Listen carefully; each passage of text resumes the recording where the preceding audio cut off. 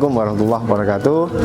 Kita sebagai pengurus masjid itu punya tugas yang paling penting. Pertama adalah mengurus rumahnya Allah, yaitu masjid. Yang kedua adalah melayani tamu-tamunya Allah, yaitu para jamaah. Dan tentu untuk mengurusi rumahnya Allah, melayani tamu-tamunya Allah, yang tentu salah satu yang perlu kita perhatikan adalah kebutuhan-kebutuhan mereka. Ini segala sesuatunya itu perlu kita manage dengan baik. Karena itulah fungsi takmir itu harus memiliki struktur yang mencukupi, mampu untuk mengcover kebutuhan-kebutuhan jamaah. Struktur yang mereka ini fleksibel, tidak kaku birokratis, tetapi lincah. Setiap kali jamaah ada keperluan, setiap masjid ada keperluan, ini kemudian struktur bisa mengambil keputusan, struktur bisa mengambil tindakan, dan kemudian mampu untuk menghadirkan solusi bagi setiap persoalan yang ada. Struktur ini penting, menyesuaikan dengan kebutuhan jamaah yang ada. Karena itu penting banget bagi para pengurus takmir untuk memperhatikan seperti apa strukturnya, bagaimana cara mereka bekerja, dan sebelum itu adalah mindset apa yang terbangun ketika mereka mengurusi masjid. Karena mindset inilah yang akan menentukan bagaimana mereka akan mengelola jamaahnya, bagaimana mereka akan mengelola masjidnya. Semoga Allah Subhanahu wa taala memudahkan kita untuk menjadi para pengurus masjid yang ikhlas, yang bisa menghadirkan yang terbaik untuk jamaahnya, dan juga mempersembahkan yang terbaik untuk Allah Subhanahu wa taala. Matur suwun. Assalamualaikum warahmatullahi wabarakatuh. Mohon izin kita berdiri aja nggih. Bismillah. Assalamualaikum warahmatullahi wabarakatuh. Alhamdulillahirabbil alamin alladzi alafa baina qulubina wa asbahna bi ni'mati ihwanan asyhadu alla ilaha illallah wahdahu la syarikalah wa asyhadu anna muhammadan abduhu wa rasuluh. Allahumma shalli ala Muhammad wa ala alihi wa sahbihi ajmain. Amma ba'd.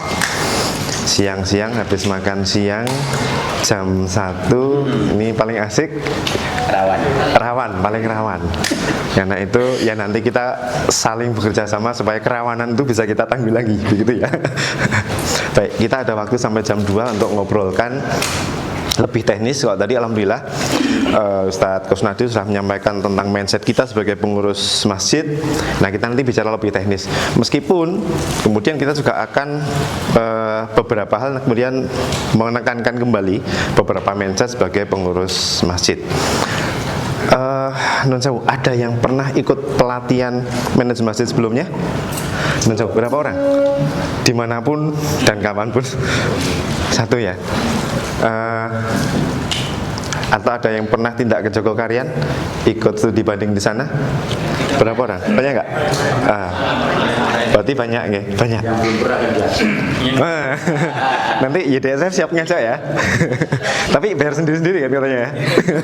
Atau boleh ketemunya di Tugu Jogja gitu ya. Baru bareng-bareng ke Jogokarian gitu. Cuma 3 kilo. Baik, sekedar perkenalan, kita nyetel video dulu. Ini apa yang kita lakukan di Jogokarian.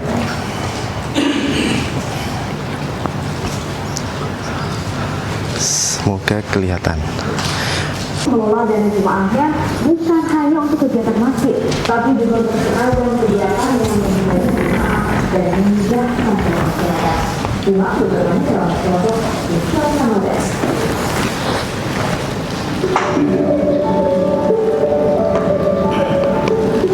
Berawal dari sebuah langgar kecil yang di pinggiran selatan Yogyakarta, Masjid Jogokarian kini telah bertransformasi menjadi simbol semangat dakwah, kebudayaan, dan kesejahteraan masyarakat. Ya, jadi kan sebagian besar masjid ini kan baru berfungsi sebagai baitul saja, ya, masalah. Jadi harusnya fungsi masjid lebih banyak daripada itu. Bagian baitul mahal, termasuk fungsi baitul mahal. Mari kita belajar bagaimana dulu kenapa masjid ini menjadi pusat peradaban. Terletak di dalam Jogokarian, Mancidro, daerah istimewa Yogyakarta. Masjid yang dibangun pada tahun 1966 ini tidak hanya sebagai tempat ibadah, tetapi juga sebagai pusat pemberdayaan umat yang menginspirasi banyak pihak. Ya, kita belajar bagaimana dulu semakin otot sampai malam semakin juga sampai kepada wilayahnya, ada yang belum makan ya, sampai kita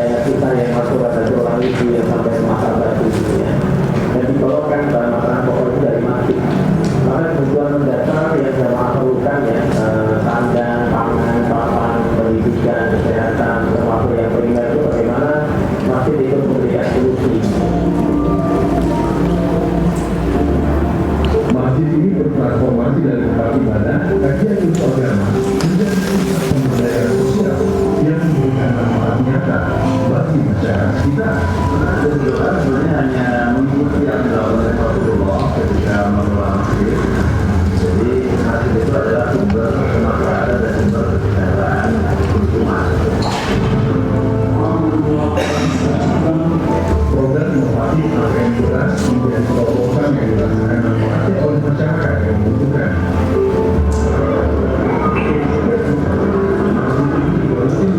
Makan siang gratis sebanyak 1.300 porsi menunjukkan komitmen kuat dalam membantu sesama.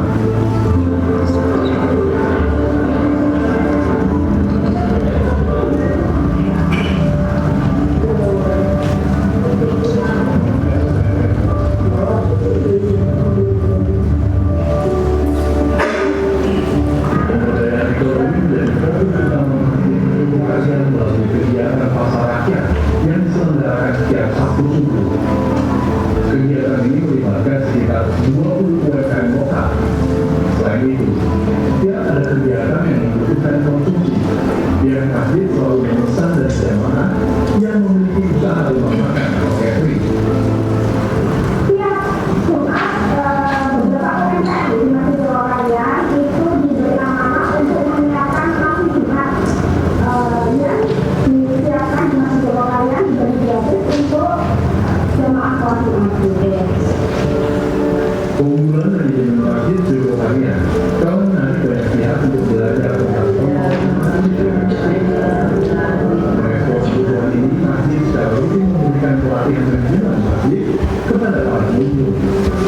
Setidaknya di dalam pengelolaan masjid itu ada alasan di masjid-masjid itu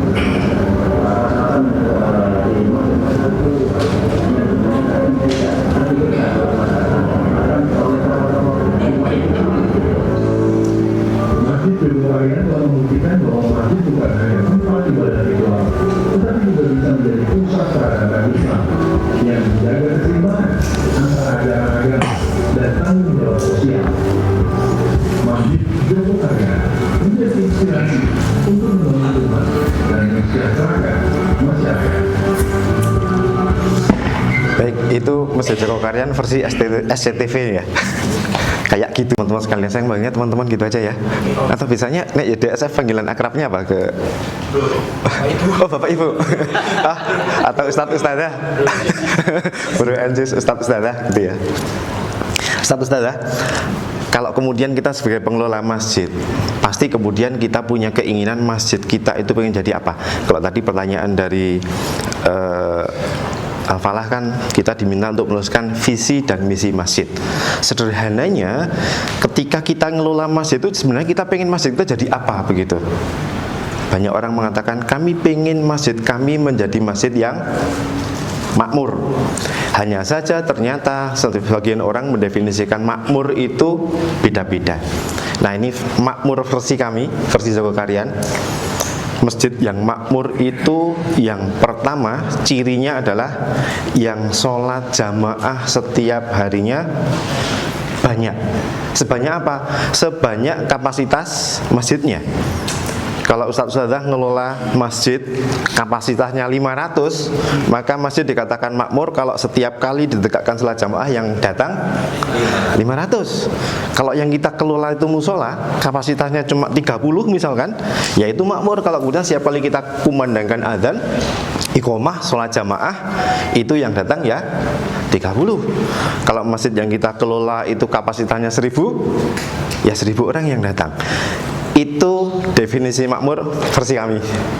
Yang kedua, masjid yang makmur itu yang manfaatnya dirasakan oleh masyarakat sekitarnya. Jadi kita tidak memandang masjid makmur itu dari megahnya bangunan, luasnya tanah, tingginya menara, atau saldo kasnya. Bukan. Tetapi ukuran utama dan pertama, yang sholat banyak enggak. Ada pernah satu ketika bercerita, Pak, teman kami itu di satu tempat masjidnya luar biasa, saldo kasnya tembus 1 M. Terus yang sholat subuh berapa? 1 soft, Pak. Masya Allah, punya duit nganggur 1 M, tapi yang sholat subuh hanya 1 soft. Nah kita punya ide nakal, Pak, kenapa? diumumin aja, setiap yang datang sholat subuh ke masjid kami kasih uang transport gitu. Rame nggak kira-kira masjidnya? Lah punya duit nganggur 1 miliar untuk apa gitu ya? Kalau kemudian hanya membanggakan saldo kasnya, tapi jamaahnya cuma 1 soft. Kita kalau kemudian bertanya, masjid itu didirikan dengan dana berapa miliar?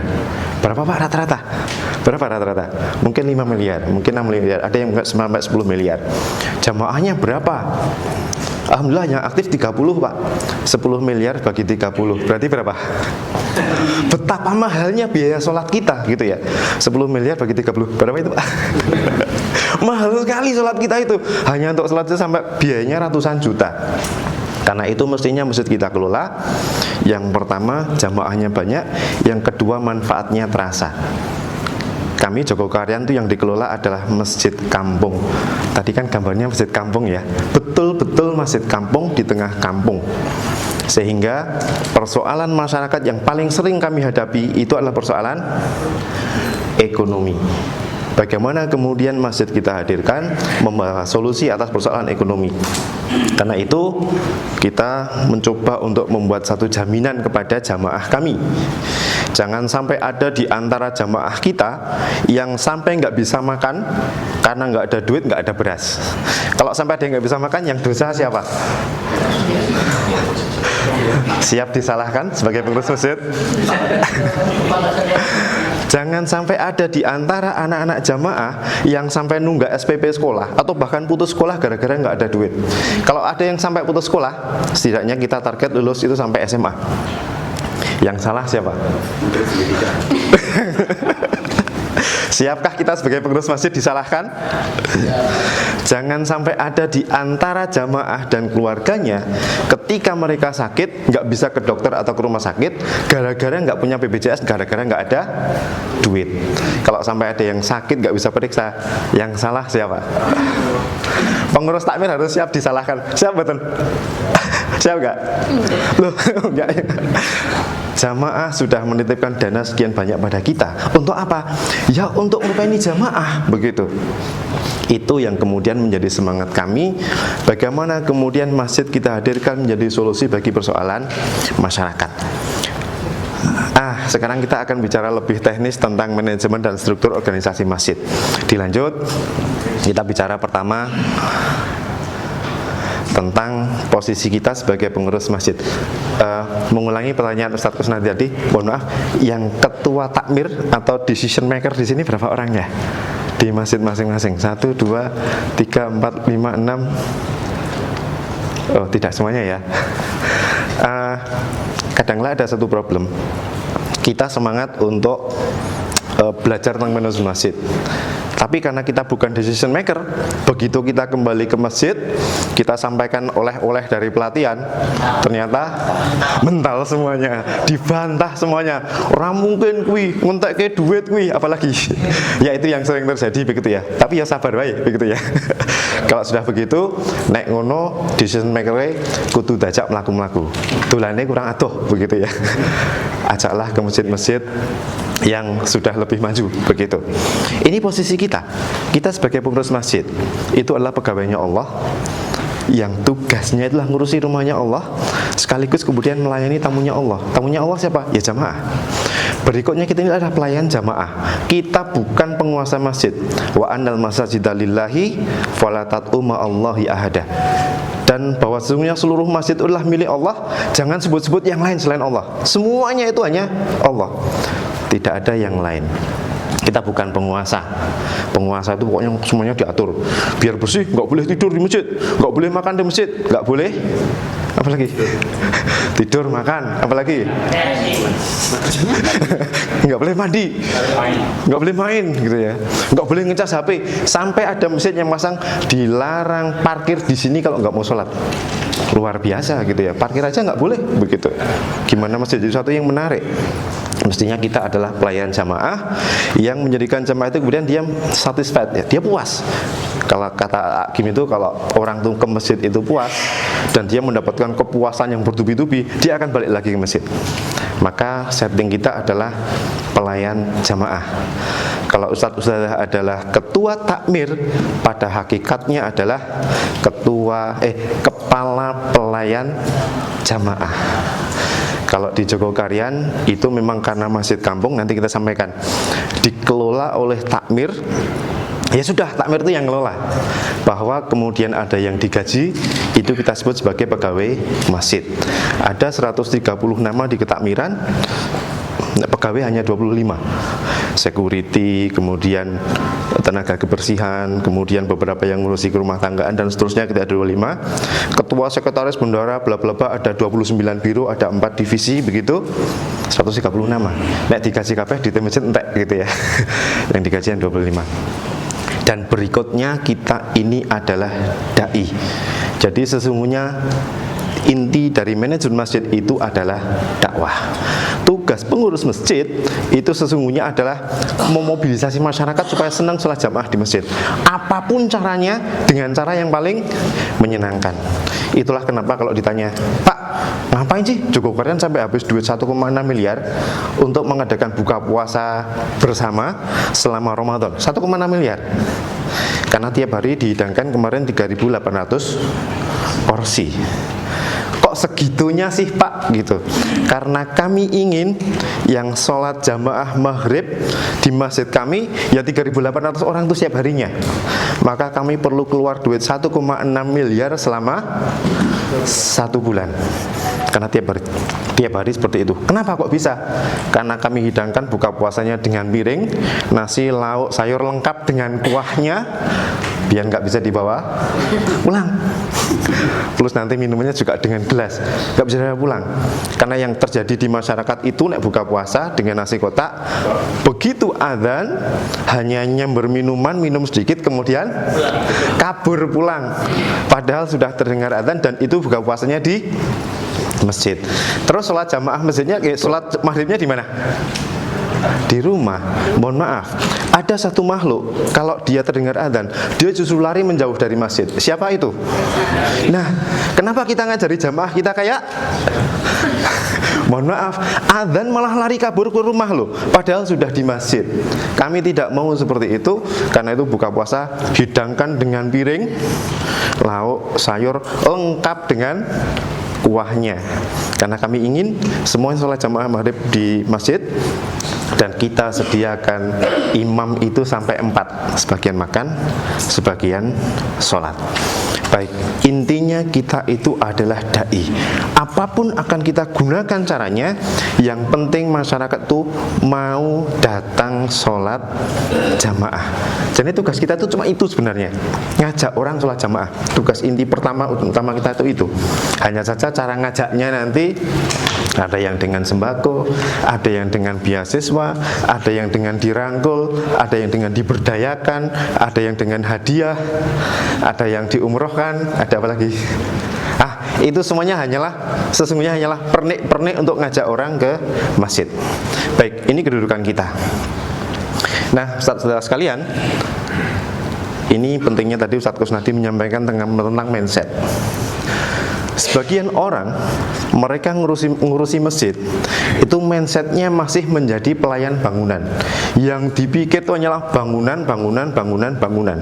Jamaah sholat subuhnya rutin baru 1 shaf, sudah ribut kapan masjid kita dibuat lantai 3 lantai 2, lantai 3. Baik hati sekali gitu ya. Kenapa? Nanti lantai atas untuk malaikat gitu. Lah, 1 aja masih kosong, malah sudah bikin lantai 2 gitu. Kenapa kemudian duitnya itu tidak kita habiskan untuk menghadirkan orang supaya mau sholat jamaah, tapi justru malah untuk membuat masjidnya jadi lantai 2. Apakah masjid kemudian kalau masih kosong begitu kita buat jadi 2 lantai otomatis masjidnya penuh? Penuh enggak? Enggak. Karena bukan itu cara orang undang orang untuk mau sholat jamaah.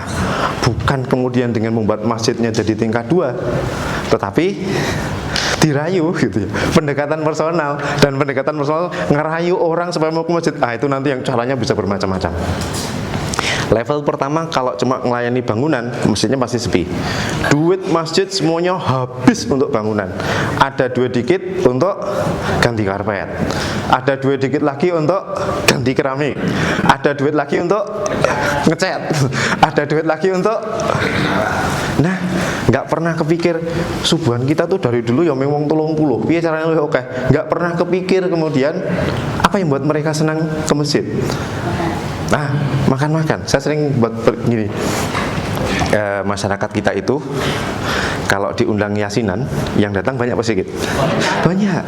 Diadzani sholat jamaah, yang datang banyak apa sedikit? Sedikit. Apa bedanya yasinan yang waktunya lebih panjang dengan sholat jamaah yang waktunya paling cuma 15 menit? Nah, kalau memang berkat dan makan itu bisa menghadirkan orang ke masjid, kenapa kita tidak hubungkan makan dan berkat itu dengan sholat jamaah? Bukan cuma dengan yasinan dan bukan cuma pengajian. Pernah suatu ketika Jogokarian itu mengundang makan malam. Jadi undangan makan malam kepada masyarakat Jogokarian, kita sediakan 1000 porsi dalam bentuk bavi-bavi begitu ya. Acaranya didahului dengan sholat jamaah maghrib. Habis itu sambutan ketua takmir, habis itu makan. Nggak ada pengajiannya belas. Acaranya pokoknya cuma sholat jamaah dan makan. Efektif, yang datang banyak. Suatu ketika kita mengadakan sholat gerhana bulan. Sholat gerhana bulannya jam 8 malam. Kemudian kita pasang publikasi. Nanti insya Allah yang khotib adalah Ustadz Salim Villa, imamnya Ustadz Abdul Aziz. Jam 8 malam diawali sholat isya jamaah, nunggu kemudian kita akan sholat gerhana. Yang datang bisa meludak sampai ke aspal, sampai ke belakang. Kenapa kira-kira? Karena bukan, tidak ada foto Ustadz Salim, cuma ditulis Ustadz Salim Villa. Karena ditulis disediakan nasi goreng kambing. Fotonya di publikasi itu nasi goreng kambing, bukan fotonya Ustadz Salim. Ternyata yang datang memang banyak. Kami jujur, kami sediakan nasi goreng kambing 1000 porsi waktu itu, meskipun porsinya kecil-kecil, tapi kan efektif kan. Nah, kenapa duit itu tidak dihabiskan untuk yang begitu-begitu?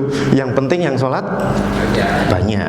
Ganti karpet, ganti keramik, belum pasti kemudian jamaah itu akan datang. Paling cuma datang, oh yo karpetnya saiki penak iki. Ya sudah, habis itu nggak kan lagi. Oh yo saiki tempat wudhunya wes ganti keramik. Habis itu nggak ke masjid lagi, begitu ya. Tapi begitu dan sedang makan-makan, kapan ya masjid besok makan-makan lagi, begitu. Baik, level kedua mindset yang dibangun itu adalah kita melayani jamaah. Tugas kita itu adalah melayani jamaah. Apa yang membuat jamaah itu mau datang ke masjid, itu yang kita penuhi.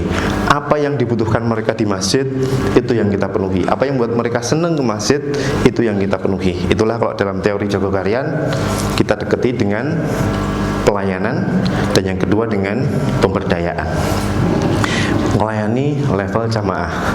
Tapi pernah suatu ketika Ustaz Jazir ditanya, Ustaz, kami sudah mencoba menghidangkan makanan di masjid, kami sudah membuat masjid itu nyaman, full AC, wangi, kami sudah hadirkan imamnya yang hafiz dan bacaannya bagus, kenapa ya masjid kami juga belum rame? Kenapa kira-kira? Beliau kemudian menyampaikan, level ketiga, kita bukan hanya melayani jamaah, tapi kita melayani Allah, bekerja untuk Allah, kata beliau. Itulah yang sesungguhnya akan menjadikan orang itu tertarik, tergerakkan hatinya untuk ke masjid, karena Allah yang menggerakkan hatinya. Ustaz Jazir pernah cerita, beliau ketika Jogokarian masih sepi begitu ya, cara ngajak orang ke masjid itu adalah mencoba berbaur dengan mereka.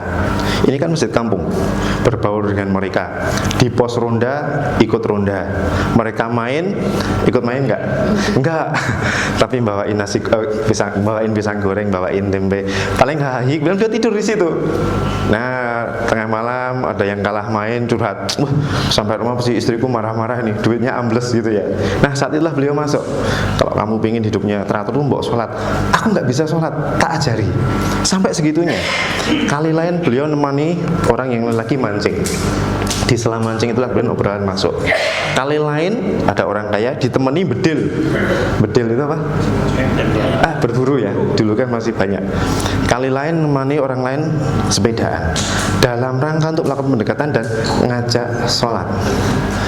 Ketika beliau cerita begitu, saya mengatakan, Ustadz, mohon maaf, saya kalau ditugasi begitu saya angkat tangan gitu. Kata beliau, itulah kelemahan aktivis sekarang, tidak bisa bersabar di tengah masyarakat. Oh nggih Ustadz, kami akui. Kata beliau, bekerja melayani Allah itu begitu ya, totalite di dalam dakwah. Sudah nggak mikir lagi, pokoknya piye caranya mau gelem sholat. Nek memang perlu dikancani mancing. Sampai kemudian putranya buat kesaksian, bapak itu janiki hobine opo toh gitu. Bedil ono, pancing ono, sepeda ono, stick golf kayaknya nggak ada ya. Macam-macam gitu. Ternyata itulah sarana untuk mendekati masyarakat supaya mereka mau ke masjid. Itulah melayani Allah. Kali lain pernah waktu itu kita lagi duduk di angkringan gitu, ada seorang jemaah lapor, Pak, Bapak X kemarin barusan sakit, di rumah kan nggak ada siapa-siapa, kecelakaan, sudah boleh pulang di rumah sakit. Di rumah tuh nggak ada siapa-siapa, kita nggak tahu nanti yang ngerawat di rumah siapa. Beliau langsung meminta kepada salah seorang pengurus masjid, tolong datang ke rumahnya, lihat kebutuhannya apa. Kalau kemudian memang perlu ada perawat yang day-to-day-nya ngancani, nanti kita carikan, yang perlu bayar kita yang bayar. Sampai segitunya beliau itu memperhatikan jamaah. Sanggup gak Ustaz? Coba bayangkan, kalau jamaah sudah diperhatikan seperti itu, kemudian nggak ke masjid, kebangetan marah, kebangetan, segitunya. Jadi melayani Allah itu pokoknya nahnu du'at qabla kulli syai'. Sebelum segala sesuatu kita ini dai, begitu ya. Dan tugas pertama adalah ngajak uang sholat nang masjid dengan cara apapun, dengan cara yang menyenangkan. Baik, kita lanjut. Ini masih mindset ya. Kenapa kemudian Ustaz Kusnadi itu sangat menekankan tentang mindset? Karena mindset inilah yang kemudian akan menjadikan berpengaruh pada cara kita berbuat untuk mengelola masjid kita. Nah, kira-kira tugas pengurus itu kan ini ya. Datangkan orang untuk sholat jamaah, petakan kebutuhannya, layani kebutuhannya. Dan kemudian ini tugas yang terpenting yang kadang-kadang bahkan tidak kepikir oleh kita. Sesungguhnya yang ingin kita bangun tidak hanya jamaah sholat, tapi kita ingin membangun jamaah masjid. Masjid sebagai satu keluarga besar, kita semuanya adalah anggota keluarganya. Kita terapkan ukhuwah Islamiyah di situ, saling mengenal satu dengan yang lain, saling pahami satu dengan yang lain, saling bantu satu dengan yang lain. Itu adalah jamaah masjid, bukan hanya jamaah sholat. Kalau jamaah sholat itu yowis, datang ke masjid, sholat jamaah, selesai, bubar, pulang. Tapi kemudian tidak ada interaksi di situ. Tidak ada kemudian, Pak, itu barusan sakit, kapan kita tengok? Pak, itu anaknya barusan sudah, yuk selamatan. Nah, sampai seperti itu mestinya ya, yang namanya jamaah masjid. Ini menjadi tugas siapa? Ustaz-ustazah di sini kan pengurus masjid ya. Ya tugas kita semuanya, begitu. Jadi kita perlakukan jamaah itu sebagaimana kita memperlakukan anggota keluarga kita. Ketika terjadi pergantian kepengurusan di Masjid Jogokarian, pengurus lama berpesan pada pengurus baru, Pak, tolong perhatikan putrinya Bapak A, putrinya Bapak B, putrinya Bapak C. Loh, ada apa Pak? Itu kan teman-temannya semuanya sudah nikah, sudah punya anak satu, bahkan punya anak dua. Ini kan belum nikah, begitu. Maksudnya diapain? Nah, carikan jodoh. Jangan pikir di poligami, bukan ya. Maksudnya cariin jodoh gitu loh. Sampai mikirin jamaah yang belum nikah. Ada di antara pengurus seorang pemuda, dia belum nikah. Gimana? Udah punya belum? Udah punya calon, udah punya rencana? Ada Ustaz, tapi belum pede ngadep calon mertua. Kenapa? Pekerjaan saya itu kan belum bisa diandalkan. Ustadz Jazir tuh sampai mikirin nyariin pekerjaan sampai anak ini pede datang ke calon mertuanya. Sampai segitunya mestinya pengurus masjid itu. Siap buatan. Ya memang pengurus masjid ini abot, neng pahala nih abot tenan, begitu ya. Karena mikir sampai segitu itu. Kita lanjutkan aja. Baik, kita sekarang masuk ke lebih teknis ya, bahwa kemudian untuk melayani jamaah, menyelenggarakan segala sesuatu untuk menghadirkan mereka ke masjid, itu ternyata semuanya juga perlu kita kelola. Kalau di dalam konsep DMI, Dewan Masjid Indonesia atau MUI, ketika kelola masjid itu kan ada 3 fungsi ini ya, idarah, riayah, imaroh. Idarah itu berarti adalah keorganisasiannya, administrasinya. Riayah itu berarti adalah pemeliharaan fisik masjidnya. Imaroh itu adalah seluruh aktivitas untuk memakmurkannya. Dalam definisi kami, berarti ini adalah seluruh cara yang kita gunakan supaya orang mau sholat jamaah, seluruh cara yang kita gunakan untuk mengedukasi mereka, seluruh cara yang kita gunakan supaya mereka itu jadi jamaah masjid, dan kemudian bersama-sama gitu ya, menegakkan Islam di lingkungan kita. Ini namanya imarah. Karena itu mestinya dana terbesar itu alokasinya kemana? Idarah, riayah atau imarah? Imarah mestinya. Riayah ini kan urusan fisik gede sih, tapi sebenarnya masih kalah besar kalau dengan urusan imarah. Pernah suatu ketika kita diundang satu masjid, dia diriin masjid, dananya 21 miliar. Kebayang nggak masjidnya kayak apa? Gede besar begitu ya. Waktu itu belum selesai. Kita diundang di situ, ya saya berselotah saja. Pak, kalau nanti Bapak ingin, ini waktunya masjidnya di luar Jawa ya. Bapak ingin nanti masjidnya jadi ramai Pak, Bapak harus keluar duit lagi 21 miliar untuk menghadirkan orang ke masjid begitu. Ya begitu ya. Kalau nggak keluar duit 21 miliar lagi, jangan harap masjidnya ini ramai gitu. Karena mestinya dana imarah ini adalah dana yang paling besar. Tugas kita itu adalah fokus ngerawat jamaah, fokus ngopeni jamaah, bukan fokus ngopeni bangunan. Bangunan kita rawat, kita kembangkan seiring dengan kebutuhan jamaah. Tapi dana terbesar itu untuk ngopeni jamaah. Baik, kita lanjutkan. Jadi fungsi-fungsi tadi ya, idarah, riayah, imarah, itu kemudian kita jabarkan dalam struktur organisasi dalam ketakmiran. Kita lanjut. Nah, saudara sekalian, ini kan contoh ya, ada struktur begitu. Model kita di Jogokarian, jadi Jogokarian ini adalah masjid kampung. Kita tidak bisa mengelola Jogokarian ala perusahaan. Lebih sensitif begitu ya, lebih sensitif. Memang ada yang kita gaji, tetapi tidak bisa kemudian semuanya kita gaji. Sebenarnya ketika kita pengen mengembangkan struktur, itu bisa kita mulai dari mana biasanya? Nanti kalau misalkan langsung kita buat, oh struktur itu ada bidang ini, bidang ini, bidang ini, bidang ini, begitu ya. Yang kita khawatirkan nanti ada satu bidang yang dia bingung, tugasku apa Pak? Begitu. Tetapi kalau yang dilakukan Jogokarian adalah ketua takmir kemudian ngajak jamaah semuanya, pengurus semuanya, yuk kita pengen melakukan apa untuk masjid kita selama 4 tahun ke depan. Oh Pak, toiletnya perlu ditambah. Oke, tambah toilet. Pak, perlu ada nih pembinaan untuk TPA, dicatat. Pembinaan remaja masjid, dicatat. Pak, kultum tiap hari, oke, dicatat. Apa gitu ya. Kemudian kita pilih di antara usulan-usulan itu yang realistis dan sesuai dengan sumber daya kita. Baru itu kemudian kita kelompok-kelompokkan yang mirip-mirip. Baru kemudian akan kita bentuk struktur yang bertugas untuk mengerjakan masing-masing bagian itu. Jadilah kemudian struktur takmir masjid. Jadi betul-betul based on kebutuhan, betul-betul berbasis kepada sumber daya yang ada. Satu contoh misalkan, kami sekarang kan ada 29 biru. Itu kan sekarang setelah Jogokarian berjalan selama 60 tahun.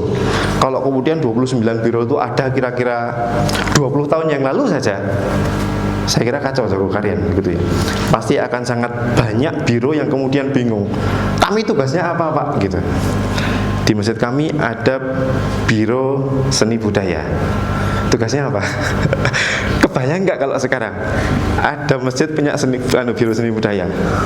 Ya nanti kalau perjalanan sudah 60 tahun baru kebayang gitu ya. Suatu ketika ada di antara jamaah kami, beliau ini dosen seni musik, suami istri, kami ingin kontribusi di masjid Pak. Tapi kalau jadi imam nggak bisa, kultum nggak bisa, boleh kon khotbah. Kami bisanya nyanyi. Dosen seni musik kok begitu. Coba bayangkan, ada orang datang ke masjid kita mengatakan kami bisanya nyanyi, tapi kami ingin kontribusi ke masjid ini. Apa yang bisa saya lakukan? Kira-kira apa yang kita tawarkan ke beliau? Apa kira-kira? Jangan sampai jawabannya adalah mohon maaf Pak, musik itu haram. Kok ada tempat untuk musik di masjid? Bayangkan kalau itu yang dia terima, dia mau ke masjid enggak? Nah, salah satu tugas pengurus takmir itu adalah menjogo rasa, menjaga perasaan jamaah, sehingga tidak ada satu orang pun yang merasa ditolak di masjid. Dan ini berat sekali. Berat sekali. Jangan sampai ada satu orang pun yang dia merasa ditolak oleh masjid, apapun backgroundnya. Itulah kenapa kemudian Ustaz Jazir waktu itu, beliau ini sudah purna ya, sudah pensiun dua-duanya. Pak, kita bikinkan kelompok paduan suara. Jadi Masjid Jogokarian itu punya kelompok paduan suara, nggak kalah sama gereja gitu ya. Untuk lansia, lagu-lagu perjuangan dan lagu-lagu rohani. Pernah suatu ketika kita 17 Agustus ada lomba kelompok paduan suara antar RT yang biayai masjid, jurinya beliau berdua. Bayangkan ketika ada jamaah yang kemudian diberikan tempat spesial seperti itu, rajin nggak ke masjid? Rajin. Begitulah mestinya kita memperlakukan jamaah kita. Ada namanya biro hukum. Ini termasuk biro yang paling baru. Kebayang nggak apa tugasnya? Kebetulan di antara jamaah kami ada seorang lawyer, seorang pengacara. Kemudian di antara jamaah kadang-kadang kan ada keluhan ya, sengketa waris dan seterusnya. Sudah, kalau begitu ada biro hukum. Pak, sanggup nggak Pak jenengan nanti buka klinik konsultasi hukum setiap pekan sekali habis isya? Sanggup? Bisa. Nanti saya juga ajak teman-teman saya. Jadilah satu biro baru namanya biro hukum, karena memang ada kebutuhan di antara jamaah. Kalau ada di antara jamaah itu seorang dokter, kita bisa, Pak, boleh nggak Pak? Bapak, kami suwun waktunya maghrib sampai isya saja sepekan sekali untuk melayani konsultasi kesehatan jamaah. Begitu oke, muncul satu biro namanya biro kesehatan. Nah begitu, kita bisa mengembangkan struktur itu based on potensi yang dimiliki oleh jamaah, berbasis pada potensi jamaah. Jadi bironya apa, bidangnya apa, itu semuanya sangat kita sesuaikan dengan kebutuhan yang ada di masjid. Sampai sini dulu, monggo, mungkin ada yang ingin ditanyakan. Ada? Silakan.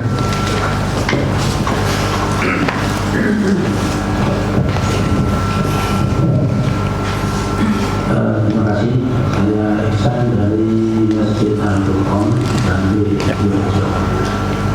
Terkait dengan tiga tema ini, tidak ayat dan di mana sebenarnya itu kan sebetulnya ada sebenarnya ada beberapa person yang nantinya akan membuat dari orang-orang itu. Ya. Kita ada satu visi. Ya, betul.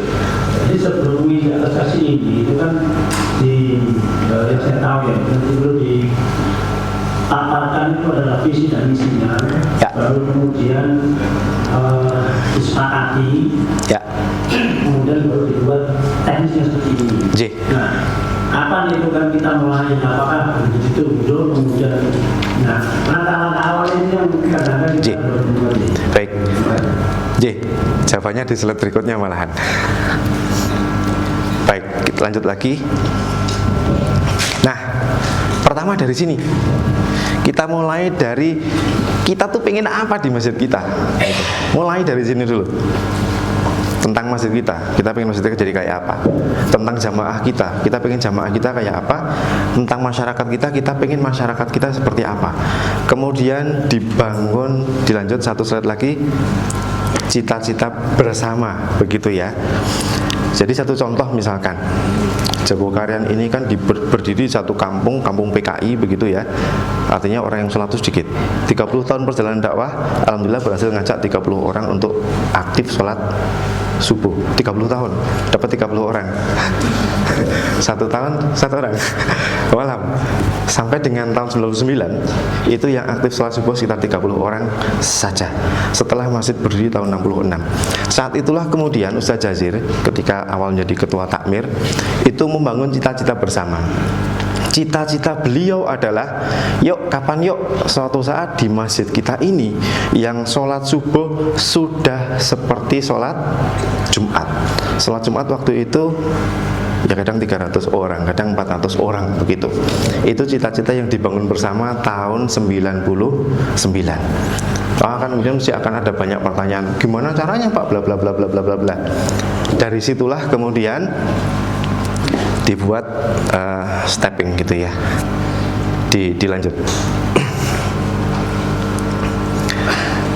Baik, berarti kita buat step-step 4 tahun pertama.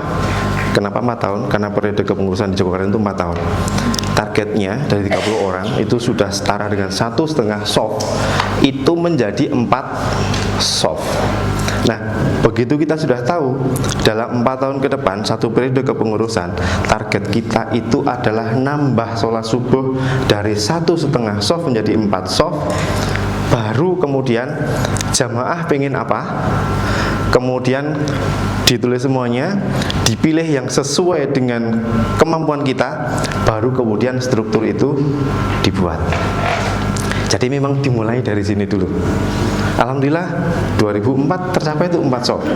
Bikin target baru 2010 targetnya sudah 8 soft. Lagi masukkan lagi dari jamaah pengennya apa dan seterusnya begitu. Diupayakan alhamdulillah tercapai. 2010 itu sudah 8 soft begitu seterusnya. Kapan kemudian cita-cita tahun 99 itu tercapai? Kala-kala tertentu ada tercapai sholat subuh melampaui sholat Jumat. Kita setel videonya sebentar ya. Jika seperti ini.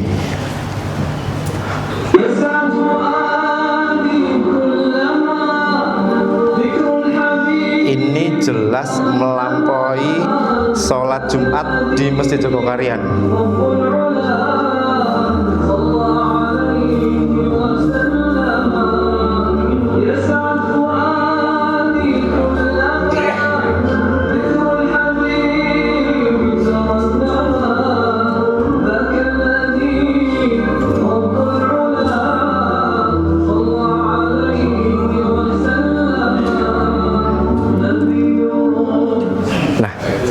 Jelas melampaui Jumatan. Kenapa bisa seperti itu? Nasi kambing. Nasi kambing. Ada ceritanya sendiri nanti ya. Nanti aja lah ceritanya. Kok bisa sampai seperti itu? Jelas melampaui Jumatan. Baik, jadi memang begitu. Kita bangun cita-cita bersama dulu. Jadi kita mesti ngerti kita pengen apa. Tapi sebenarnya yang paling sederhana adalah kejar dulu urusan sholat jamaah sebelum yang lain. Viral dan seterusnya itu tidak penting. Lebih baik tidak viral tapi yang sholat penuh daripada viral tapi ketika datangi nggak ada jamaahnya, gitu ya. Jadi pernah suatu ketika ada orang datang tanya kepada saya, Mas, piye Mas, carane ben masjid iki iso viral kaya masjidmu? Hah? Viral, apa sing digoleki gitu ya. Lah, masjidnya nyenengan go Jumatan ora? Has apa sing digoleki gitu ya. Enggak penting gitu. Yang penting itu adalah datangkan jamaah untuk sholat jamaah rutin.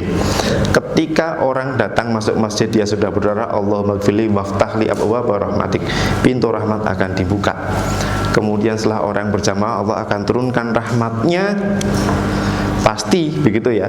Kemudian kebaikan demi kebaikan demi kebaikan itu akan terus dilipat gandakan oleh Allah Subhanahu wa taala. Tapi selama masjid sepi, ya bagaimana kita akan mengharap rahmatnya Allah. Baik, kira-kira seperti itu. Ada lagi? Pengen ditanyakan? Pokoknya sing doyak kalau Jogokarian ya, Jogokarian datangkan dulu jamaah untuk seneng sholat jamaah. Target 10 tahun nambah pirang soft begitu. Caranya piye?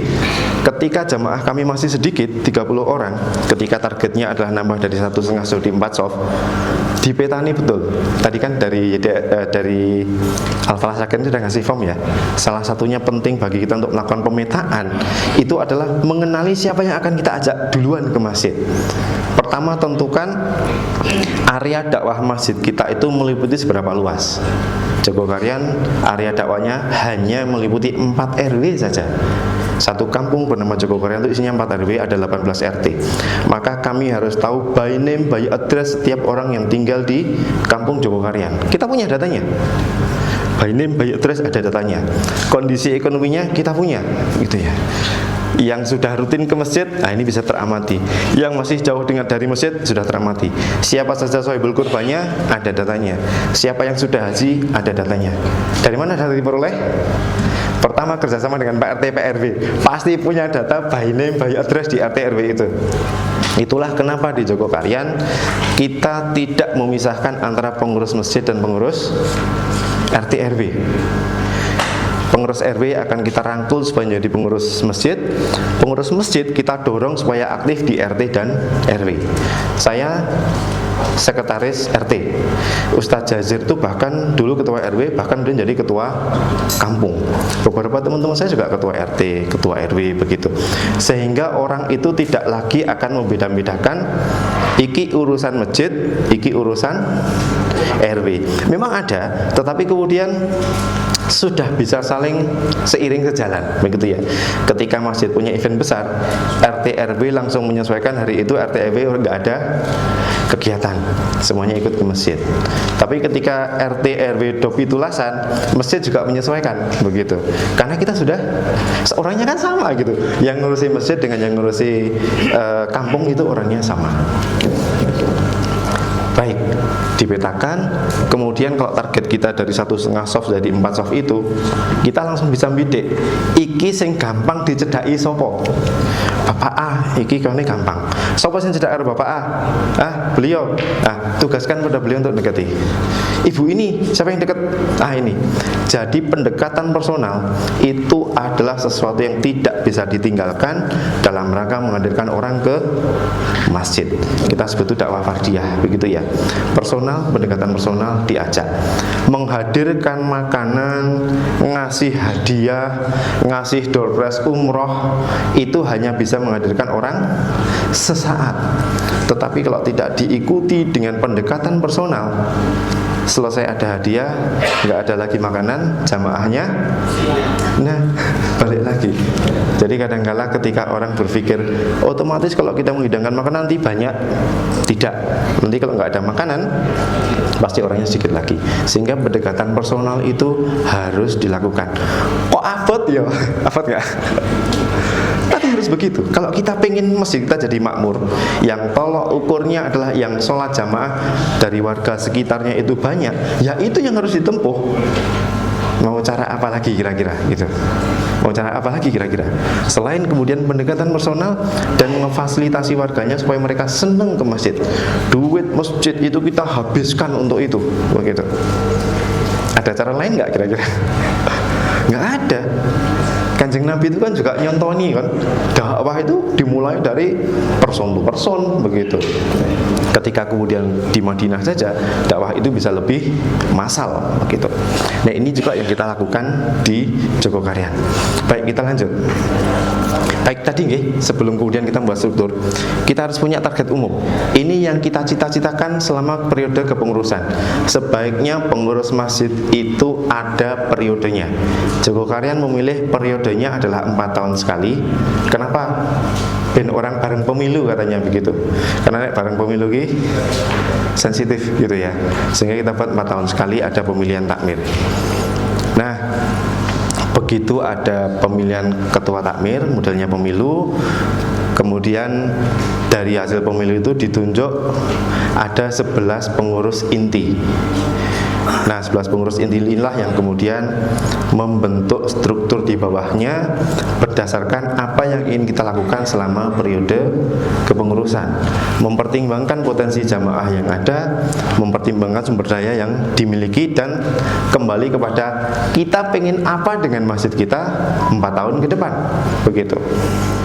Setelah kemudian kita sudah ngerti, katakanlah tadi ya, kita pengen jamaah kita nambah 4 soft selama 4 tahun. Itu kan target umum. Breakdown lagi menjadi target tahunan. Kalau begitu setahun kita nambah jamaah kita 1 soft, jamaah yang rajin sholat maksudnya. Nah, baru kemudian setiap tahun kita bicara nambah 1 soft itu kegiatannya opo wae. Anu Pak, sedekah beras, oke. Beasiswa, iya. Apalagi, anu Pak, banyak bapak-bapak yang udah sholat berdiri kesulitan, sediakan kursi, oke. Apalagi, begitu ya. Jadi, yang program itu memang relevan untuk menghadirkan orang mau sholat di masjid kita. Jadi dimulai dari target umumnya kayak apa, tahunannya kayak apa, seluruh program kegiatan itu adalah untuk mencapai target tahunan itu. Dan ini akan kita evaluasi setiap tahun. Kebayang nggih? Artinya kita tidak mulai dari yang muluk dulu, tapi justru kita mulai dari yang sederhana dulu. Alhamdulillah Joko Karen pernah mengalami itu semuanya. Sejak jamaah cuman hitungan jari di tengah kampung bernama Kampung PKI, begitu ya. Yang 30 tahun kemudian alhamdulillah jamaahnya jadi 30 orang, begitu ya. 30 orang itu kas berasal dari infak Jumat, itu bahkan untuk operasional masjid kadang-kadang nggak cukup, begitu ya. Baru kemudian perjalanan pelan-pelan alhamdulillah nambah jadi 4 soft, pelan-pelan alhamdulillah nambah jadi 8 soft. Edukasi ke masyarakat ini ditingkatkan, edukasi kepada para aghnia ditingkatkan, donasi masuk, infak masuk semakin besar seiring dengan pelayanan yang kita berikan kepada masyarakat. Nah, modelnya begitu, berbasis kepada apa yang kita inginkan selama periode kepengurusan kita. Kemudian katakanlah 4 tahun atau mungkin 5 tahun, per tahunnya tuh capaiannya akan seperti apa. Kemudian untuk mencapai itu baru kita membuat program kegiatan tahunannya seperti apa. Baru kemudian akan muncul struktur yang tadi disesuaikan dengan program kegiatan. Jadi bukan struktur mencari kegiatan, tapi kita definisikan dulu kita pengen apa saja, baru dibentuk struktur untuk mengampu program itu. Sehingga betul-betul struktur itu sudah jelas pekerjaannya apa. Mungkin kalau bisa dibuat ramping-ramping, fleksibel, tidak kaku birokratis. Salah satu yang kemudian dilarang oleh Ustaz Jazir adalah Anda ngurusi masjid itu tidak boleh birokratis kayak kantoran. Misalkan apa? Jamaah mau datang hanya dilayani jam 8 sampai jam 3 sore gitu ya. Padahal jamaah itu kan punya keperluan kan sewaktu-waktu gitu ya. Berarti kami harus standby terus Ustaz. Iya gitu. Aduh gitu ya. Itulah kenapa kemudian pernah suatu ketika ada program ronda masjid. Jadi seperti ronda kampung kita jadwal gitu ya. Kita ronda seperti yang kita pokoknya nongkrong aja di masjid. Kenapa Ustadz? Ya kita kan tidak tahu sewaktu-waktu ada jamaah yang punya kebutuhan dia datang ke masjid, masjid ki ora suwung. Tiba-tiba ada yang meninggal misalkan, masjid ki ora suwung. Ono sing kemudian siap backup ketika malam-malam ada jamaah yang punya keperluan. Monggo, ada yang ingin tanyakan? Apa?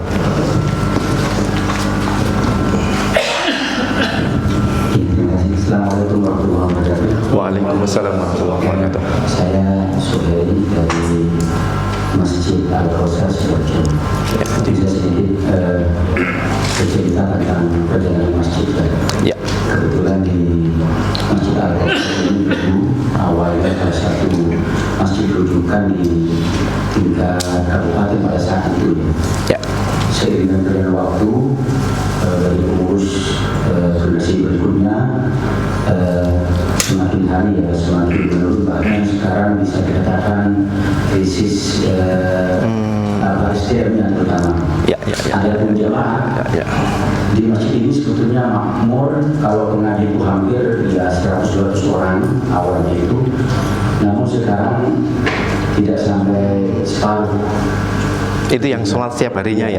Tidak setiap pekan, ada Selasa, ada Kamis. Ternyata setelah kami mencoba evaluasi, memang perkembangan di rumah-rumahan masjid yang sevisi dengan Al-Qasar ini sudah banyak. Alasannya setelah kami survei itu memilih di sini saja. Yang kedua, hampir beberapa kita itu di lingkungan kecamatan Sukoharjo itu sudah sama. Jadi yang pengisi pengajian kita itu sama. Artinya kita bisa jadi makmur. Sehingga sampai sekarang saya dihadirkan setelah fisik sudah bagus, lantai 2 ternyata jemaahnya malah menurun. Seiring dengan ditinggalkan oleh sesepuh-sepuhnya, regenerasi juga tidak ada. Sehingga bingung dengan itu seperti apa sampai bermaulid itu yang itu hanya 4 sampai 5, 6 orang dan berhati sekali ya. Untuk mengemas juga seperti itu sudah kami pakai wifi, kemudian ada dapur untuk makan dengan tidak kerasan begini di masih yang lain di warga ini ya. Masih milih ke kafe ya ketimbang masjid ya. Kalau tadi disebutkan masjid yang berhasil itu kan salah satu bisa memberi jemaah sekitar ternyata ini sulit untuk jemaah sekitar untuk bisa bergabung ya karena mungkin alasan pemahaman tadi ya. Sehingga kalau dulu gaungnya jemaah ini banyak ya karena dari kuat. Bahkan kami sempat survei memberikan edaran yang mau menjadi pengurus kami. Nggak ada yang mau Pak. Yang kalau seperti ini langsung berikutnya untuk terima kasih. Di Jogokarian kok juga ditawari ada yang bersedia jadi ketua takmir. Saya kira nggak ada yang bersedia. Saya juga termasuk yang tidak bersedia. Dan alhamdulillah saya tidak mungkin dipilih jadi ketua takmir. Kalau sudah seperti itu memang pertama kita harus kembali kepada setting awal gitu ya. Area dakwah kita itu lingkupnya apa dulu gitu ya? Itu masjid perumahan atau di tengah kampung atau di kampung? Di tengah kampung. Berarti kan misalnya kita clear dulu ya. Masjid kita ini mengampu area dakwah RT berapa atau RW berapa. Nah, kemudian seluruh aktivitas kita tuh ya sebenarnya fokusnya itu adalah di warga itu dulu sebelum kita yang lain-lain. Fokus di situ dulu. Bahkan kemudian kita petani gitu ya. Dulu dia sering ke masjid, sekarang kok enggak? Pindah ke masjid lain kah? Iya, ya alhamdulillah gitu ya. Tapi ternyata enggak pernah ke masjid lagi. Kira-kira apa sebabnya? Itu sampai dipetani begitu. Bahkan kemudian harus ada yang coba didekati. Kira-kira apa yang akan membuat beliau itu comeback ke masjid. Ini yang kemudian di dalam istilah Jogokarian itu namanya kita membidik orang. Membidik orang itu artinya kita ngincer orang supaya dia mau menjadi pengurus, atau ngincer orang supaya dia mau jadi sholat rutin di masjid kita. Dibidik, dipetakan betul gitu. Ini yang diajarkan oleh para sesepuh kami begitu ya. Jadi saya juga merasa aku kimia ternyata dibidik toh gitu. Itu setelah sekian lama gitu ya. Dajak ning pantai, terus jadiin apa. Saya baru sadar.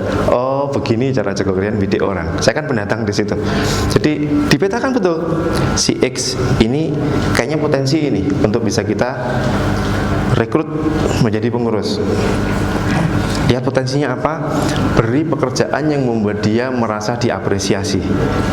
Waktu itu tiba-tiba saya diminta menjadi ketua panitia lomba keaktifan sholat jamaah di Masjid Jogokarian. Saya juga nggak ngerti tugas saya apa Ustaz. Ya pokoknya didata saja. Selama 4 bulan kita akan pasang fingerprint. Nanti siapa jamaah yang paling aktif sholat jamaah kita umrohkan. Itu saja tugasnya gitu. Tapi itu bagi saya, ini luar biasa. Sebagai orang baru kemudian saya diberi satu posisi yang sebenarnya kalau saya nggak bekerja itu jalan kok. Ternyata itu memang cara dari Jogokarian untuk merekrut pengurus. Sama halnya ketika mau membidik orang supaya mau sholat jamaah. Jadi kebetulan di Jogokarian kan saya ketua biro kuliah subuh. Saya juga sering bidik orang. Di antara jamaah ini yang dia belum aktif sebagai pengurus, punya potensi untuk kultum siapa? Si X Pak, coba kita tawarkan beliau supaya ngisi kultum. Karena ketika orang itu dia punya pekerjaan yang dilakukan di masjid, dia cenderung akan selalu datang ke masjid. Dan itu yang kita lakukan. Jadi ketika jamaah menurun, petakan lagi kira-kira sebabnya apa. Nek ditawari, saya yakin orang itu cenderung nggak akan mau gitu ya. Tapi didekati, kemudian diapresiasi begitu, itu rata-rata orang kemudian akan mau begitu. Saya pernah dibidik, karena itu saya juga bidikin orang gitu ya. Saya juga bidikin orang, ini gimana, ini gimana, ini gimana begitu, supaya orang itu semakin dekat ke masjid. Memang itu tidak bisa massal. Kalau massal, kita punya cara yang lain, makan-makan, tongseng kambing atau kambing guling, yang datang banyak. Tetapi kalau kita tidak membidik, kita tidak mendekati personal, itu hanya sementara. Yang massal-massal begitu penting untuk membuat suasana kegembiraan di masjid. Oh, di masjid ternyata isinya asik-asik ya, kambing guling, tongseng kambing, apalagi nasi goreng kambing gitu ya. Tapi lebih sering ayam ding. Tapi kemudian bidik itu harus dimulai sedikit demi sedikit, maka insya Allah itu akan bisa dilakukan. Kira-kira begitu. Berat, ya memang berat. Tapi di tengah beratnya itulah ada pahala-pahala yang juga berat, insya Allah. Pahalanya tidak ringan, pahalanya juga berat, insya Allah. Monggo, silakan. Assalamualaikum warahmatullahi wabarakatuh. Waalaikumsalam warahmatullahi wabarakatuh. Saya Pak Arif Usman dari Masjid Al-Nur Isman Maruf. Ya. Saya mau bertanya, karena saya tadi kan Ustaz lihat kalau Masjid Jogokaryan menaungi 4 RW. Ya, 4 RW. Yang saya tanyakan, bagaimana sikap selama ini posisi Masjid Jogokaryan di dalam 4 RW itu, apakah tidak ada masjid-masjid lain? Ya, nggih. Nah, itu status mereka seperti apa? Ya. Karena yang saya rasakan untuk kegiatan masjid itu pilihan dari jamaah itu pasti kan pilihnya masjid terdekat. Ya. Semisal kita mengundang jamaah luar, atau kita pasang poster, banner dan lain-lain, pengajian terbuka. Ya. Apa namanya, normalnya manusia atau jamaah itu jadi Yang paling dekat. Ya. Nggih. atau apa, Iya. dulu masih saya aja. Nah, itu bagaimana posisi Jogokaryan selama ini. Nah, terus yang kedua, untuk survei atau mengetahui maunya jamaah seperti apa, Pemetaan bahasa kita, nggih sama. Nggih. itu metode apa yang sesuai? Nggih. Karena saya pernah karena awalnya area dakwah kita kan pasti sekitar masjid. Ya.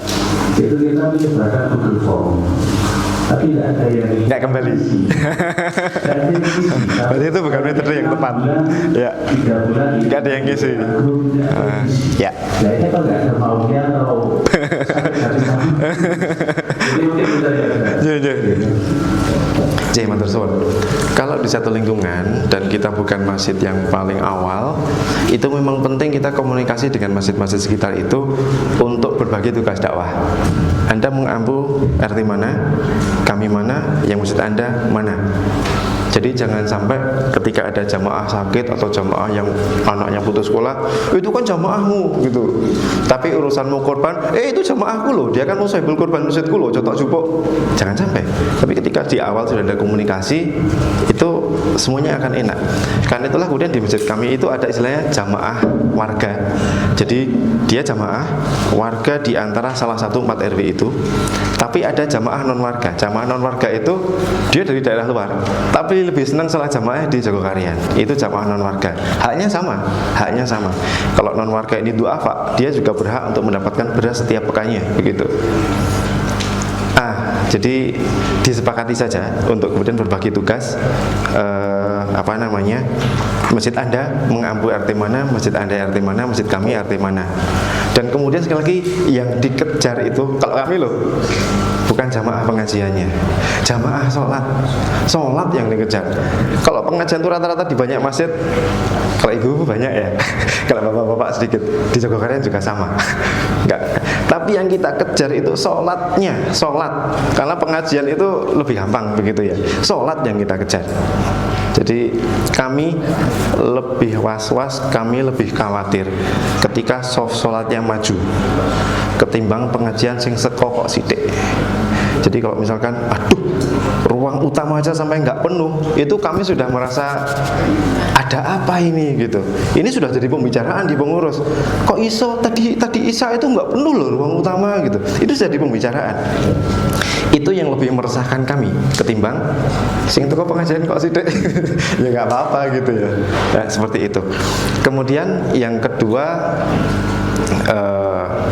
setelah Jogokarian kan sebagai masjid yang pertama ya, disepakati dengan masjid-masjid yang lain, monggo kalau sholat jamaah bisa di mana-mana, tapi sebagai masjid yang pertama kita sudah mensepakati Jumatan hanya satu tempat saja di Jogokarian. Yang kedua, Idul Kurban nyembelih juga hanya di satu tempat saja di Masjid Jogokarian. Pernah suatu ketika di antara 18 RT itu ada satu RT yang odo-odo nyembelih dewi. Kedaulatan masjid perlu ditegakkan. Kencang pengurus, rasah kirim daging ning RT kuwi. Betul, nggak dikirimi daging begitu. Protes itu. Lah, kan Anda pengen korban sendiri. Kita kan sudah sepakat satu tempat saja. Padahal model Jogokarian kalau bagi daging itu bukan per kakak satu bungkus, per jiwa satu bungkus. Begitu dia beli sendiri per kakak satu bungkus. Jogokarian cuma ngirim kecap gitu. Ini Jogokarian ngirim nganu mau beli kecap gitu. Mas kandani aja mbeleh dhewe gitu. Ini bagian dari penegakan kedaulatan masjid. Masjid punya kedaulatan dan harus dijaga. Tegas, betul-betul yang dikirim waktu itu cuma kecap katanya gitu. Dan pengurus RT-nya didekati, pun Pak malah langkung sawu gabing mulih teng masjid. Nanti masjid betul-betul akan nyalurkan daging ke sana. Alhamdulillah kemarin kita nyembelih sampai 78 sapi. Mestinya yang daftar 80 sapi begitu ya. Tapi yang kita sembelih 78, yang 2 kita buat bakti sosial di tempat yang lain. Kambingnya sekitar 60. Pokoknya sehari harus selesai. Yaitu gabungan dari 4 RW plus tambahan beberapa titipan dari luar. Ini bab kedaulatan masjid ketika sudah disepakati itu kadang ya ono tegas-tegasnya ngene kuwi. Harus tegas begitu. Apalagi kita mampu memberikan yang terbaik. Ini Anda satu keluarga 5 bungkus loh, karena keluarga Anda 5 gitu, 5 bungkus. Tapi kalau Anda nyembelih sendiri, paling dapatnya cuma sebungkus. Hanya orang, oh ya, kita gabung masjid aja begitu. Kemudian pertanyaan kedua tadi tentang komunikasi efektif untuk tahu. Oh iya, kita nggak mungkin nyebar Google Form, kita nggak mungkin apalagi ya nyebar link, nggak mungkin. Yang bisa kita lakukan adalah datangi satu persatu, personal.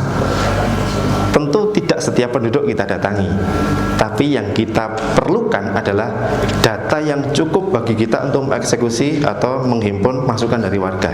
Meskipun itu tidak dari semua warga, tapi kita anggap ini cukup mewakili. Datangi satu persatu. Atau pas ke masjid, kita sodori aja kertas sama pulpen. Bu, Ibu, di masjid pengen ada apa saja? Ibu tadi nulis. Saat itu juga langsung kita ambil. Soalnya kalau dikirimi Google Form, yakin ora dibuka, yakin ora diisi. Jogokarian podo wae. Enggak cuma Jogokarian juga sama. Yang kami lakukan adalah datangi langsung.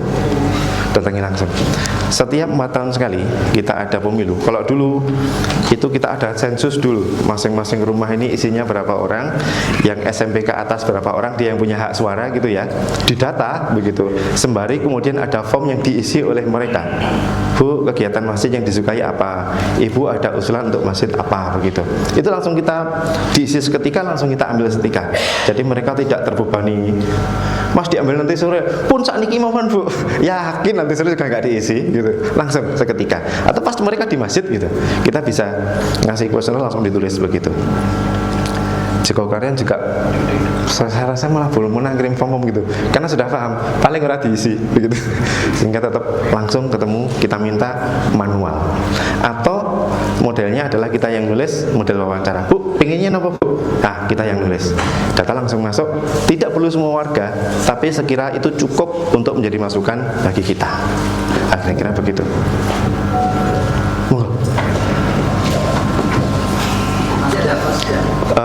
Ini koordinat begini. Oke.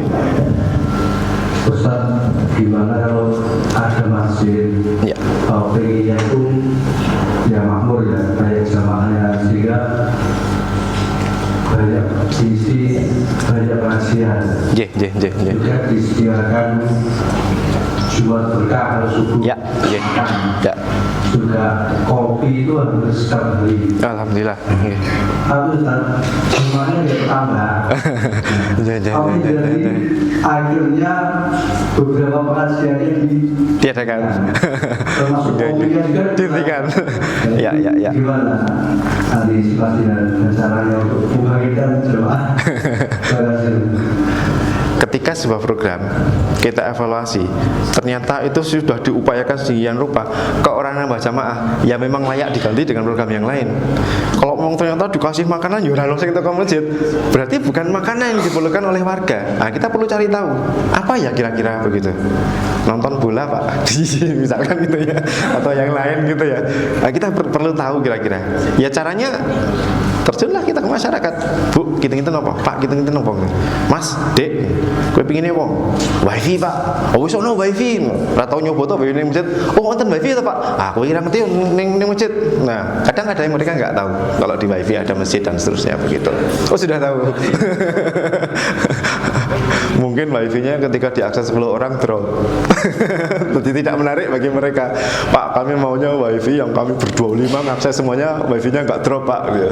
Yo, syaratnya siji, nek adzan bareng-bareng sholat jamaah di masjid. Siapa? Udah kita pasang yang kenceng begitu.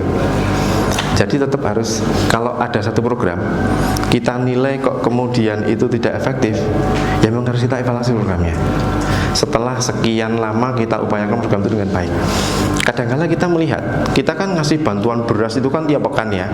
Ada sekitar 400-an orang, dia pegang kartu ATM. ATM itu siap pekan tap, nanti keluar beras 2 liter.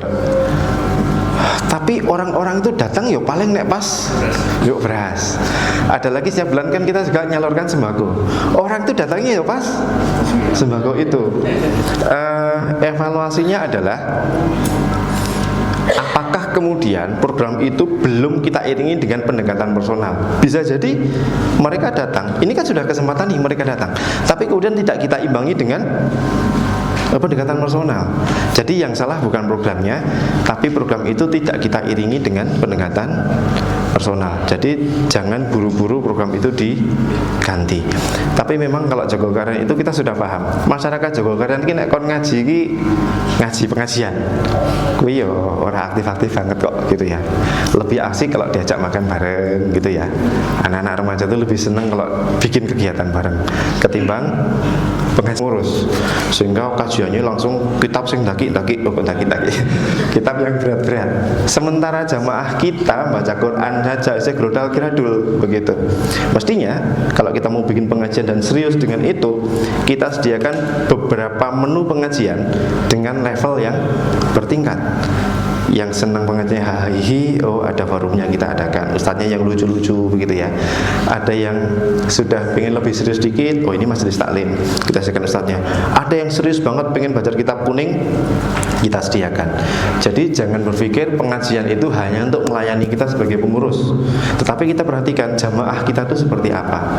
Ketika kita paham jamaah kita nggak senang pengajian, berarti lihat yang harus mereka suka itu adalah sholat jamaah.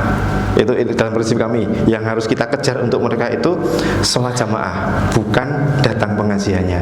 Nanti kalau sudah sholat jamaah lebih gampang. Itulah kenapa yang kami kejar itu adalah kuliah subuh setiap hari. Otomatis orang sudah ke masjid, kultum juga tidak lama-lama, paling 15 menit, tapi mendino. Itu jelas yang mendengarkan lebih banyak ketimbang setiap Ahad Legi kita punya pengajian, Ahad Kliwon kita punya pengajian, nanti ibu-ibu ada pengajian apa lagi. Otomatis jamaah subuh itu jauh lebih banyak daripada pengajian itu tetap ada, kuliah subuh tetap ada, tapi sekali yang kita kejar adalah sing penting wong gelem sholat jamaah. Monggo dievaluasi nggak apa-apa, ganti rapopo, program ganti rapopo, karena targetnya adalah ngajak wong sholat jamaah dulu. Nek wis ning masjid dajak ngaji luwih gampang. Kira-kira begitu.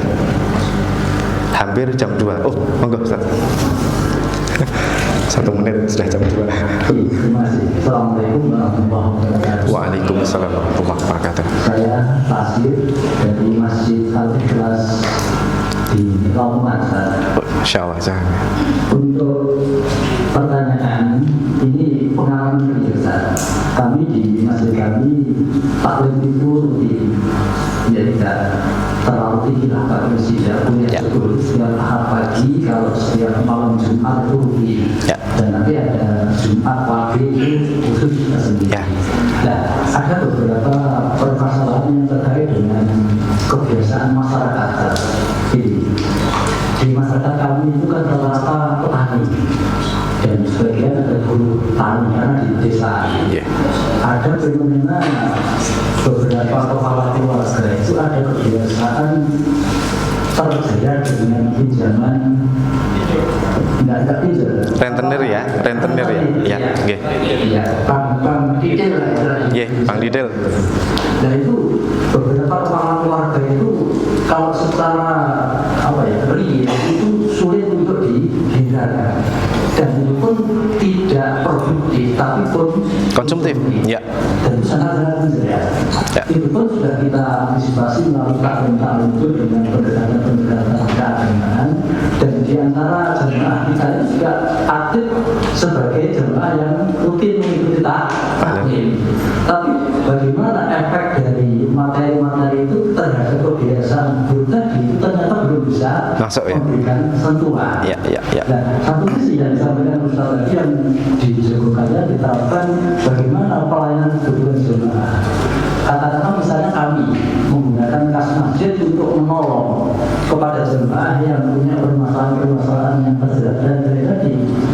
Insya Allah kami ya memang katakanlah misalnya mensubsidi atau memberikan bantuan. Terserah di lingkungan kami, kalau keluarga yang istilahnya berbeda itu kami bisa, karena ada pengumpulan kalau musim panen itu pengumpulan itu bisa. Tapi jemaah yang terjerat persoalan ekonomi yang kena sasaran yang sangat sulit. Jadi kira-kira apa solusinya sebagai langkah kuratif penyembuhan penyakit ini? Terus kami masih memutar otak bersama teman-teman. Saya kira itu mohon pencerahan. Terima kasih. Ternyata masalahnya sama dengan di Jogokarian. Ada di antara warga kami itu juga terjerat rente. Datang dia ke masjid, Pak, kami punya utang sekian. Lah kok iso? Wah, dia baru cerita. Satunya pun beli ini, karena itu karena nggak ketutup, saya pinjam lagi di sini. Ternyata ini juga bengkak, saya pinjam lagi di sini. Jadi ada yang 3 juta, itu tiba-tiba jadi 15 juta, 5 juta jadi 20 juta kayak gitu tuh di Jogokarian juga ada. Saya bilang banyak enggak ya? Ada gitu. Ada. Emang ini persoalan yang cukup rumit, cukup kompleks ya. Kata kunci pertama memang edukasi, leres lewat taklim, lewat pengajian begitu. Cuma kadangkala di taklim, di pengajian, orang-orang yang pengen kita sasar, kita edukasi orang teko. Bahkan tadi yang ramah pun ternyata mau doai gitu ya. Sehingga ini yang belum kami lakukan. Ini masih jadi PR bagi kami. Kayaknya harus pendekatan personal begitu. Nah, kami memang melakukan ketika mereka datang mengeluhkan, kami sanggup menyelesaikan, tapi kami hanya mau urusan dengan pokok hutang. Kami nggak mau urusan dengan bunganya.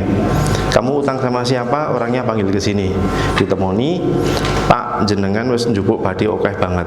Iki lho utange dari semene. Jenengan wis njupuk badi banget. Iki utune wis sah. Tak rampungi modali. Nek jenengan ra trimo, terserah. Milih tak laporke ning polisi apa milih cara dalan. Cara dalan itu tahu maksudnya kan? Kami juga punya preman, Jogokarian juga punya preman. Kalau mau tarung kami juga siap begitu. Rata-rata mereka ya wis diambil pokok modalnya. Tapi kita ngedukasi pada orang yang warga yang pinjam tadi, kami hanya mau membantu sekali ini saja. Kalau Anda punya kesulitan, mbok ngomong ning masjid, nanti biar masjid goleke lah. Kalau mau nyari pinjaman yang aman di mana, begitu. Tapi kalau sekali lagi jenengan kejerat, kami nggak mau loh. Non sewu, kalau kemudian kabeh dilayani, kejerat, dilunasi masjid. Sesok teko meneh, kejerat meneh. Karena dia berpikir, toh nek aku utang sing bayari, apa enak banget gitu ya. Enggak, edukasi harus masuk. Dan kalau perlu ada sedikit tekanan. Kami hanya bisa sekali ini. Kalau baleni meneh, mohon maaf, kami nggak bisa bantu. Wes, pokoknya ada masalah, kuwi ngomong toh ning masjid. Kita coba carikan solusinya. Beberapa efektif, tapi beberapa nggih kados kala niku mau. Kami jujur juga masih mengalami hal yang sama. Di antara jamaah itu yang kejerat pinjol lah, kejerat inilah, itulah. Ya solusi kami ya alhamdulillah kalau ada dana akan begitu. Kita selesaikan pokok modalnya, orangnya dipanggil, yang minjamin juga dipanggil. Wes terima ora, nek ra terima pilihane ming loro, tak lapor ke polisi apa cara dalan. Wes. Otomatis dia nyingkir, udah yang marga ini yang kita edukasi. Ojo baleni meneh gitu. Jujur kami juga belum bisa edukasi gaya hidup itu ternyata sesuatu yang cukup berat. Kadangkala yang mereka kejar. Jadi kami kan memang ada program bantuan modal untuk usaha. Ada warga kami datang, Pak, kami butuh dana untuk gerobak. Dananya sekian, 5 juta misalkan begitu. Ada di antara pengurus takmir, wes nek gerobak tak sili wae atau tak gaweke wae, biayanya selalu murah timbang kuwi. Orang ini nggak mau, Pak. Artinya yang dikejar oleh dia itu sebenarnya bukan gerobak, tapi duit. Yang begini-begini non sewu banyak di masyarakat. Dan ini jujur kami juga belum selesai dengan yang begitu-begitu. Ini kan masalah gaya hidup kalau seperti ini gitu. Kalau memang jujur dia butuh gerobak, ini ada yang nawari begitu. Bahkan ada yang siap membuatkan dengan harga yang lebih murah. Nanti yang bayari masjid begitu. Nggak mau, Pak. Maunya cash. Bahkan TF, Pak. Gaya buat saya gitu. TF, Pak, wajar gitu. Kami juga masih mengalami itu dan mulai dari edukasi dulu, Pak. Sesuatu yang jujur kami juga belum berhasil 100% masuk ke situ gitu. Dan monggo Ibu. Non sewu, kita masih ada jam sampai jam berapa? Sudah selesai. Pertanyaan Ibu? Oh, terakhir. Terakhir nggih. Monggo Bu, spesial. Sudah. Pak Presiden, saya ingin bertanya, saya dari Masjid Jokaryan, Masya Allah, saya dari Masjid Jokaryan, saya menjiwai. Iya, betul. Saya dari Masjid Jokaryan, Sontak Sidoarjo. Saya ingin nih berlomba. Nah, langkah yang awal ingin ada perubahan secara teknis. Strategi apa yang sudah pernah dilakukan oleh kalian sehingga nambah sholat fardu. Kalau itu dulu kan bisa saya lakukan bersama bapak-bapak yang lain. Jadi bagaimana caranya? Enggak jenengan SOP apa yang harus dilakukan? Itu saya Anda tahu. Kemudian apa lagi? Terus nanti solusi untuk supaya mereka tertarik saya dalam berbahas ada yang berat segala macam. Jenengan mungkin ada itu. Supaya kami bisa ini juga masyarakat ada SOP. Kalau SOP itu belum kita tulis, tapi kita bisa berdasarkan pengalaman. Jadi memang ketika katakannya sekarang 1,5 soft, kita pengen jadi 4 soft, berarti ini masih kurang 2,5 soft.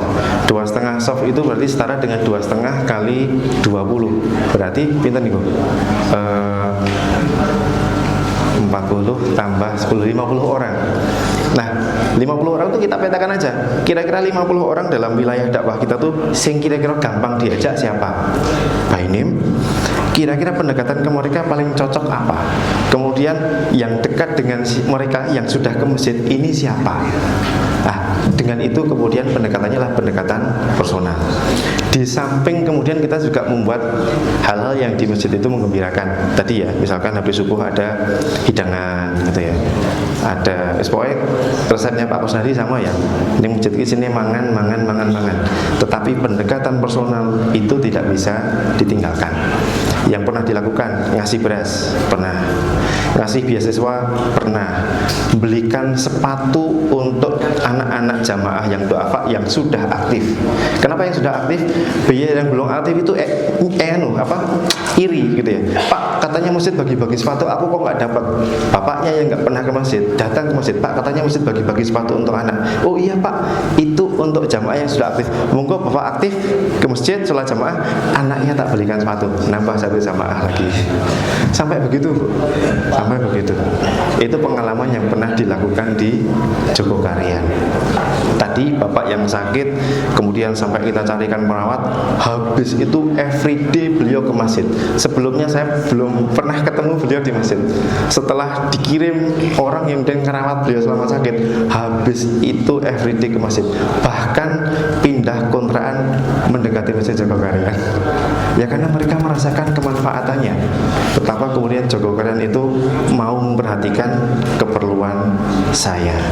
Ini yang kemudian dilakukan di Jogokarian.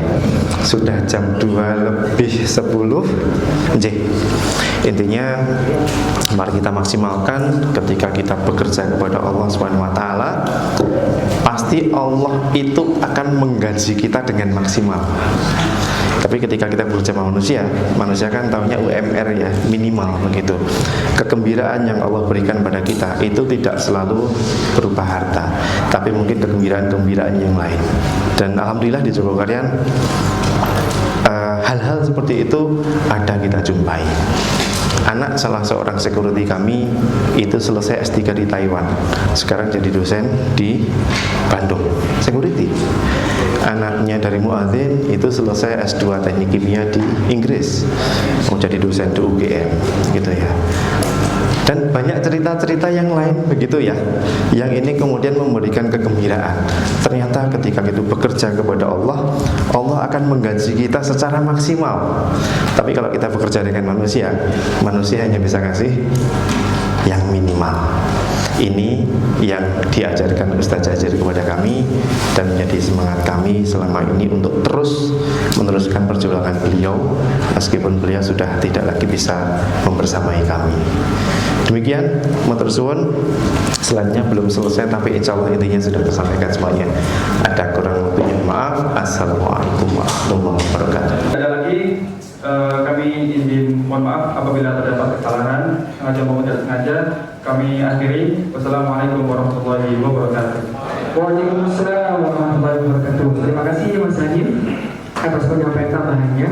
Ya, apa yang disampaikan oleh Mas Hanim sekaligus menutup agenda sesi pertama kita, pelatihan dan pendampingan takmir masjid Germada. Kita tutup acara ini dengan sama-sama membaca hamdalah Alhamdulillahirabbil alamin. Kita istighfar bersama 3 kali. Astagfirullahaladzim, astagfirullahaladzim, astagfirullahaladzim. Dan kita sempurnakan dengan kafaratul majlis. Subhanakallahumma wa bihamdika asyhadu an la ilaha illa anta astaghfiruka wa atubu ilaik. Assalamualaikum warahmatullahi wabarakatuh.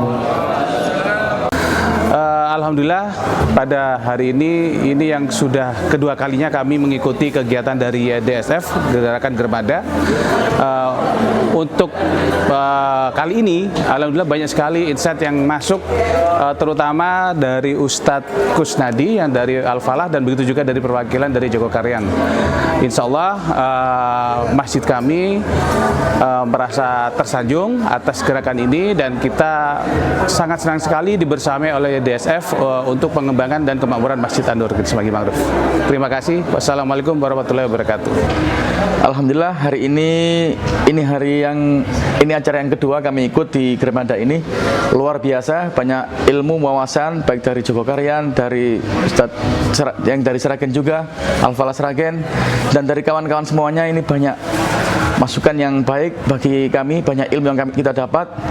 Akhirnya sangat bermanfaat sekali bagi kami dan semoga ini menular ke masjid-masjid yang lain di seluruh Indonesia.